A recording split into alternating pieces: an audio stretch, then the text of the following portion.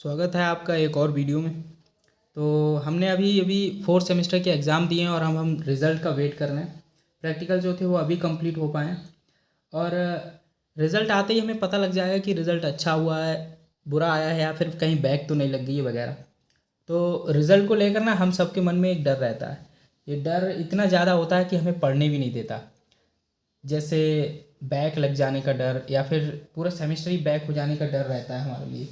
तो कुछ लोग तो यहाँ तक सोच लेते हैं कि अगर हमारा पूरा सेमेस्टर बैक हो गया तो क्या होगा, मतलब हम अगले सेमेस्टर में जा नहीं पाएंगे तो हम उसकी किताबें पढ़ के क्या करेंगे। वो तो यहाँ तक कहते हैं कि अगर हमारा सेमेस्टर बैक हो गया तो हमें जो किताबें हैं वो पुरानी ही पढ़नी होंगी, ना कि नई। तो अगर हम नई बुक्स नहीं पढ़ रहे हैं तो हम नई क्लासेस लेकर क्या करेंगे। तो वो जो क्लासेस लेना स्टार्ट करते हैं वो भी रिज़ल्ट आने के बाद ही करते हैं।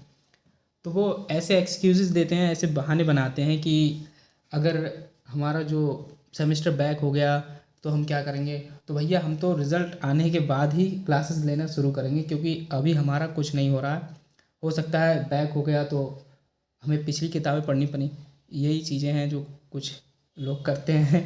जैसे सब नहीं करते हमेशा, तो ज़्यादातर लोग तो क्लास जाते ही हैं। लेकिन मैंने ऐसा देखा है कि जब भी वहाँ मैं कॉलेज जाता हूँ और एग्ज़ाम होने के तुरंत बाद जब क्लासेस चालू होती हैं तो काफ़ी सारे लोग नहीं आते। रिज़ल्ट आने तक तो कोई आता ही नहीं है। रिज़ल्ट आने के बाद ही ज़्यादातर लोग आना शुरू होते हैं। और क्लासेस अटेंड ना करने के 3 मेन रीज़न्स हो सकते हैं। जैसे कि जो कॉलेज है वो घर से दूर हो सकता है कि वहाँ तक जाने में बहुत ज़्यादा टाइम लग जाता हो। और दूसरा रीज़न हो सकता है वर्कलोड ज़्यादा हो, घर पर कोई भी काम हो सकता है, घर का कोई भी काम हो सकता है, ये ज़रूर नहीं कोई एक ही काम हो। उसकी वजह से भी नहीं आते हैं काफ़ी सारे लोग। और तीसरा जो सबसे बड़ा रीज़न है वो है नो इंटरेस्ट, मतलब पढ़ाई में कोई भी इंटरेस्ट नहीं होना।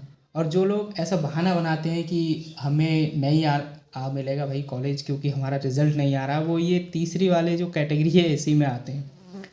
तो मैं भी उनसे बस इतना कहना चाहूँगा कि अगर सबको अगर पढ़ना ही है, बीएससी एजी जो कंप्लीट करना है पूरा, तो आपको एक सेमेस्टर से दूसरे सेमेस्टर में तो जाना ही पड़ेगा।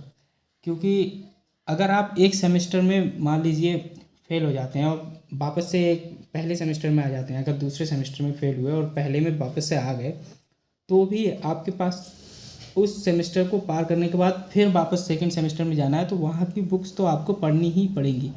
तो ऐसे बहाने बना के क्या फ़ायदा। और इस तरह से बहाने बनाने से कोई फ़ायदा नहीं होता है। और जो भी अपने सब्जेक्ट्स हैं वो सभी हमको पढ़ने ही पड़ते हैं। तो इसलिए टाइम वेस्ट नहीं करना चाहिए बिल्कुल भी। और हम जो अभी कर रहे हैं वो टाइम वेस्ट ही है एक तरह से, क्योंकि अगर हम रिज़ल्ट आने का वेट करेंगे और हम बिल्कुल भी नहीं पढ़ाई करेंगे तो फिर कोई फ़ायदा नहीं निकलेगा। इसलिए पढ़ाई भी कीजिए और रिज़ल्ट का वेट भी कीजिए साथ में। ऐसे टाइम वेस्ट करेंगे, हो सकता है रिज़ल्ट अभी आ जाए, कल आ जाए, या हो सकता है रिज़ल्ट 2 महीने बाद आए। तो 2 महीने बाद तक क्या हम शांति से बैठे रहेंगे। खाली बैठे रहेंगे तो भी तो कोई फ़ायदा नहीं है। इसलिए हमें अपने फिफ्थ सेमेस्टर की बुक्स को ही पढ़ना चाहिए। क्योंकि कुछ लोग ऐसा है कि वो सोचेंगे कि अब हमारा हो सकता है पूरा सेमेस्टर बैक हो जाए और हम पढ़ें ही ना। तो हो सकता है ऐसा हो, तो वो तो भाई ऐसा होना तो नहीं चाहिए कि पूरा सेमेस्टर बैक हो जाए या फिर बैक लग जाए किसी सब्जेक्ट में। और हो सकता है ऐसा हो जाए, लेकिन इसका मतलब ये नहीं कि हमें फिफ्थ सेमेस्टर की बुक्स को बिल्कुल पढ़ना ही नहीं पड़ेगा। हमें उन्हें भी पढ़ना पड़ेगा। इसलिए अभी से पढ़ना शुरू कीजिए। और वो जो लोग बहाने बनाते हैं वो तो वही पिछले का भी नहीं पढ़ेंगे, क्योंकि पिछले फोर्थ सेमेस्टर का वो एग्ज़ाम दे चुके हैं इसलिए नहीं पढ़ेंगे। और फिफ्थ सेमेस्टर का वो इसलिए नहीं पढ़ेंगे क्योंकि भाई अभी तक उसमें पहुँचे नहीं हैं। और क्लासेस ना लेना एक बहुत बड़ा लॉस हो जाता है यहाँ पर। इसी वजह से ये सब परेशानी हमको देखने को मिलती हैं। इसलिए भाई मैं बस से यही कहूँगा कि उन लोगों से जो ये बहाने बनाते हैं कि भाई एक बात बताओ, जब तक रिज़ल्ट नहीं आ जाता तब तक क्या टाइम वेस्ट करते ही रहोगे या कुछ पढ़ना भी है। तो बताइए भाई।